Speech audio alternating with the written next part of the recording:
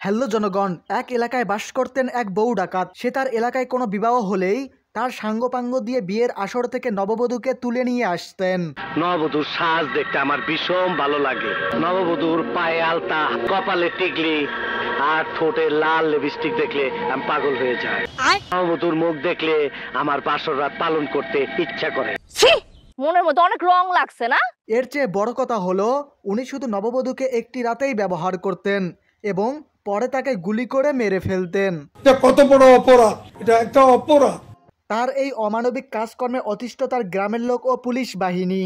ভাই সাহেব, একটি বিশেষ ঘোষণা হলো যে এই পোস্টারের বউ ডাকাতকে ধরিয়ে দিতে পারবে তাকে সরকার ৫ লক্ষ টাকা পুরস্কার দেবেন। আমার ছবিওয়ালা সব পোস্টার দেওয়াল থেকে সরিয়ে অন্য একজনের ছবি দিয়ে দেওয়ালে লাগাই দিবি। এত বড় ধোঁকা! হ্যাঁ বস।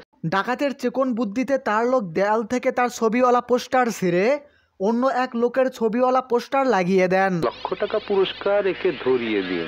দাঁড়ান ভাই, আপনার চেহারার সাথে তো একদম মিল। আপনি ডাকাত নাকি? আমি না, আমি ডাকাত না। এদিকে আমজনতা সেই নকল ডাকাতকে পেয়ে দৌড়ানি দেন, তারপর তাকে আধমরা করে থানায় নিয়ে আসেন।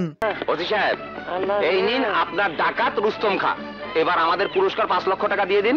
তো যাই হোক, পুলিশ অফিসার সেই আসল ডাকাতের ছবি তাদের দেখালে তারা সবাই ভেকাচেকা খান। এদিকে বউ ডাকাত তখন তার আরেকটি চিকন বুদ্ধি কাজে লাগান। কিভাবে?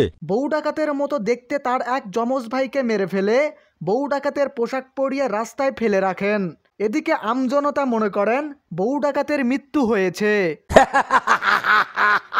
তো বউ ডাকাতের মৃত্যুর সংবাদ পেয়ে সেই এলাকার এক যুবক বিয়ে করতে যান, কিন্তু বিয়ের দিনে সেই বউ ডাকাত আবারও বউ ডাকাতি করেন, সাথে বড় ২ হাত কেটে ফেলেন।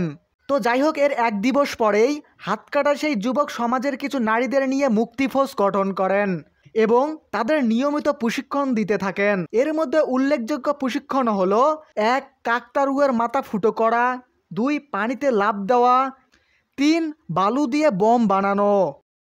তো যাই হোক, এই নারী বাহিনীর ইউনিফর্মও ছিল, মাথায় ক্যাপ, সাদা শার্ট, কোমরে বন্দুক ও টাইট প্যান্ট। তো যাই হোক, সেই নারী বাহিনীর কাজ ছিল বউ ডাকাতের সাঙ্গপাঙ্গদের ভুঁড়িতে গুলি করা এবং তার ডাকাতি কাজে বাধা দেওয়া। মেয়া মানুষ হলো দুনিয়ার ভেজাল্লা।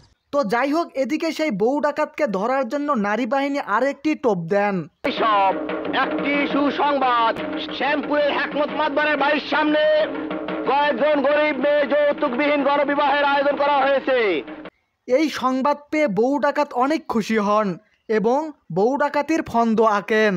এদিকে বিয়ের দিনে সেই বউ ডাকাত মুখে দাড়ি পরে আসেন যাতে কেউ চিনতে না পারে। এটার জন্য আমি মোটেই প্রস্তুত ছিলাম না। তো যাই হোক, যুদ্ধ বেজে যায় তুমুল যুদ্ধ। এদিকে যুদ্ধের এক পর্যায়ে বউ ডাকাত দৌড়ে পালাতে থাকেন এবং তখনই সেই হাত কাটা ওইস তার সামনে আসেন এবং এক পর্যায়ে তারা বালু মাঠে ফাইটে জড়িয়ে পড়েন। ১ ২ ৩ ৪, ১ ২ ৩। তো মারামারির এক পর্যায়ে হাত কাটা ওইস জিতে যান এবং বউ ডাকাত পুলিশের হাতে ধরা পড়েন এবং গ্রামে আবারও শান্তি, নিয়মিত বিয়ে হতে শুরু হয়। আমারও বিবাহের আলাপ চলতেছে।